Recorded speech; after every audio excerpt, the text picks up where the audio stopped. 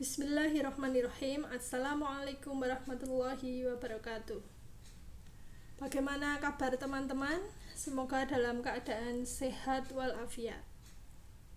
Teman-teman, pada kesempatan kali ini saya akan menjelaskan mengenai bab berikutnya, yaitu mengenai pendahuluan dalam karya tulis ilmiah. Sebelum kita masuk ke pendahuluan, kita ulangi terlebih dahulu tentang struktur karya tulis ilmiah, atau kemarin kita sudah membahas mengenai bagian-bagian karya tulis ilmiah. Di dalam sebuah karya tulis ilmiah ada struktur utama ya. Struktur utama itu terdiri dari 3 bagian. Bagian yang pertama adalah pendahuluan, itu halamannya 15% isinya. Kemudian bagian yang kedua adalah bagian isi, isinya 75% halamannya ya. Kemudian bagian yang ketiga adalah penutup, ini 10% dari total halaman. Struktur yang kedua setelah tadi struktur utama, struktur yang kedua adalah struktur pelengkap. Struktur pelengkap ini adalah bagian-bagian yang melengkapi sebuah karya tulis ilmiah. Di dalam bagian-bagian yang sudah kita bahas kemarin ada namanya bagian awal dan bagian akhir ya, itu adalah nama lain dari struktur pelengkap. Kalau bagian inti itu yang tadi nomor 1, struktur utama ya. Oke. Struktur pelengkap dalam karya tulis ilmiah ada yang pertama judul dan halaman judul.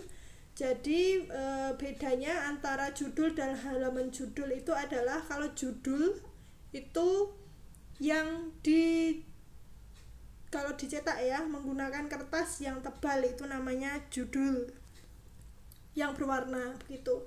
Kalau halaman judul itu sama persis dengan judul ya. Kemudian yang membedakan adalah tidak dicetak dalam kertas tebal tetapi sama dengan kertas yang lain, atau bisa juga diistilahkan dengan sampul luar dan sampul dalam.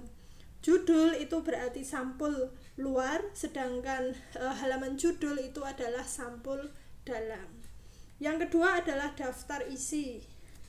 Ini tidak asing lagi ya dengan istilah daftar isi. Isinya sama ya, ada beberapa bab, kemudian halaman gitu. Kemudian ada pendahuluan umum, ada tubuh uraian, ucapan terima kasih, pengakuan peminjaman material, daftar pustaka, lampiran, daftar tabel, grafik, gambar, dan kepustakaan. Nah, kita sudah mulai pada bagian-bagian skripsi ya. Ini kenapa saya ambil skripsi, karena ini yang lebih mudah ya, yang lebih sering teman-teman temui ya. Ini bisa digunakan juga pada makalah juga bisa ya, karya lebih umum lagi begitu. Ada 3 jenis, yaitu prawacana, nas, dan yang ketiga adalah koda. Yang pertama adalah prawacana, itu merupakan halaman sampul sampai dengan sebelum nas ya. Jadi kalau dalam bagian-bagian tadi termasuk struktur pelengkap ya, atau bagian awal ya. Kemudian halaman terpisah dengan nas dan koda, penomorannya menggunakan huruf Romawi kecil ya. Kemudian letaknya di bawah tengah, kemudian dimulai dari halaman judul bukan halaman sampul gitu. Ini kalau tadi saya ulangi ya, kalau dalam bagian-bagian karya tulis ilmiah merupakan bagian awal. Yang kedua adalah apa saja bagian-bagian prawacana yang tadi ya, ada beberapa. Ini salah satu referensinya, ada halaman sampul, judul, pengesahan, pernyataan, moto persembahan, abstrak, kata pengantar, daftar isi, daftar tabel, daftar gambar, daftar lampiran, daftar singkatan. Ini di sini adalah skripsi ya, tetapi dalam makalah itu minimal ada 3, yaitu halaman sampul, kemudian kata pengantar, daftar isi ya. Mulai dari daftar tabel sampai dengan daftar singkatan ini jika ada dalam makalah teman-teman itu ada tabel, maka silahkan tabel lebih dari 1 atau lebih dari 3 boleh teman-teman membuat daftar tabel. Tapi pada demikian halnya jika di dalam makalah teman-teman ada gambar ya yang lebih dari 3, silahkan membuat daftar gambar. Kalau ada lampiran atau singkatan sama ya, lebih dari 3, maka silahkan teman-teman membuat daftarnya ya. Daftar ini terletak di bagian awal atau bagian prawacana. Kemudian bagian yang kedua adalah nas atau inti ya. Bagian nas ini dimulai dari pendahuluan, kemudian landasan teori, metode penelitian, hasil penelitian, dan penutup. Cara memberikan halamannya, penomoran halamannya menggunakan angka Arab ya, 1, 2, 3 sampai selesai. Halaman ini terletak di pojok kanan atas ya. Kita mulai. Yang pertama tadi dikatakan ada pendahuluan, kemudian landasan teori, ada metode, ada pembahasan, ada penutup. Bagian yang pertama dari nas sebuah karya tulis ilmiah atau skripsi atau makalah yaitu pendahuluan. Tujuan adanya pendahuluan ini adalah mengantarkan pembaca mengetahui apa dan mengapa, kemudian untuk apa penelitian tersebut. Ada beberapa pertanyaan dari teman-teman ya, mengapa pendahuluan itu penting bagi sebuah karya tulis ilmiah? Salah satu jawabannya adalah untuk mengantarkan pembaca mengetahui apa, mengapa, untuk apa penelitian tersebut. Isi dari pendahuluan yaitu mengungkapkan pokok permasalahan, kemudian berisi pengetahuan dan sikap penulis terhadap pokok karangan tersebut. Kemudian yang keempat adalah permasalahan yang diungkapkan dalam karangan. Bagian-bagian pendahuluan ada latar belakang masalah, identifikasi dan rumusan masalah, tujuan dan manfaat penelitian, asumsi atau hipotesis penelitian. Yang kelima adalah kerangka atau paradigma penelitian. Kalau tergantung metode penelitiannya ya. Kalau metode penelitiannya kuantitatif ya, maka nomor 4 itu wajib ada. Kalau metode penelitiannya kualitatif, maka yang nomor 4 hipotesis penelitian itu tidak ada gitu ya. Yang pertama adalah latar belakang masalah. Apa toh isi dari sebuah latar belakang masalah? Yang pertama adalah menjelaskan topik yang diteliti dengan jelas dan menjelaskan argumen yang melatar belakanginya. Jadi dalam sebuah latar belakang masalah itu wajib ditulis ya mengenai penjelasan topik dan argumen-argumen yang melatar belakangnya. Berarti di dalam latar belakang pasti ada ada teori yang membahas bukan teori, ada pendapat ahli yang memperkuat dari argumen yang teman-teman tulis gitu. Yang kedua, diawali dengan uraian tentang peristiwa-peristiwa aktual yang sedang terjadi pada bidang tertentu ya. Yang ketiga adalah tunjukkan penyimpangan peristiwa dari standar keilmuan. Nah, di dalam latar belakang ini isinya adalah masalah yang dibahas ya, masalah yang terkini ya, yang peristiwa-peristiwa aktual ya. Kemudian teman-teman menuliskan atau menunjukkan adanya penyimpangan peristiwa dari standar keilmuan. Jadi hal-hal yang tidak sesuai dengan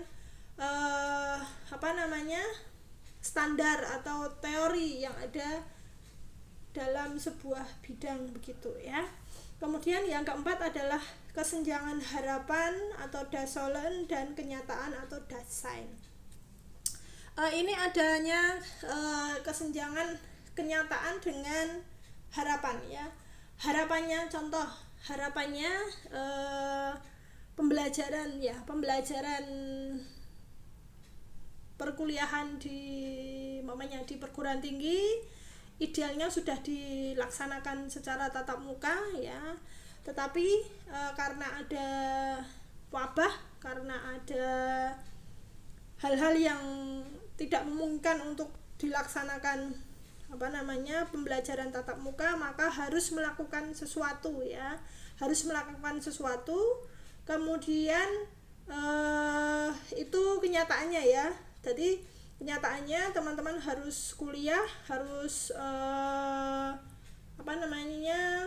melakukan pembelajaran ya, tapi tidak seperti biasa. Kalau biasanya kan tatap muka, tapi kalau ada masalah mengenai wabah, berarti itu tidak dilaksanakan. Kemudian di dalam pelaksanaan perkuliahan daring ya, berarti kan harus daring ya. Kalau dalam pelaksanaan daring itu ada aturan-aturan yang harus dihadapi, tetapi ada permasalahannya. Aturan-aturan daring itu tidak dilakukan oleh Sivitas Akademika. Nah, itu merupakan sebuah masalah ya. Harapannya dengan kuliah daring ya sudah sesuai aturan, tetapi ada beberapa Sivitas Akademika yang tidak mematuhi ketentuan atau aturan-aturan yang sudah dijalani ya. Itu sebuah contoh. Kemudian yang keenam adalah 5 rasionalisasi pemilihan topik dari segi perkembangan penelitian sejenis. Jadi dalam menuliskan sebuah latar belakang itu harus rasional ya, masuk akal ya, dari perkembangan penelitian sejenis. Apakah sudah ada penelitian yang sebelumnya? Nah, penelitian yang sebelumnya itu sudah banyak ya, berarti apa yang membedakan antara penelitian yang terdahulu dengan penelitian kita ya. Yang terakhir adalah apakah penelitian menghasilkan sesuatu yang baru. Nah, itu isi sebuah latar belakang masalah. Yang kedua, bagian pendahuluan yang kedua adalah rumusan masalah.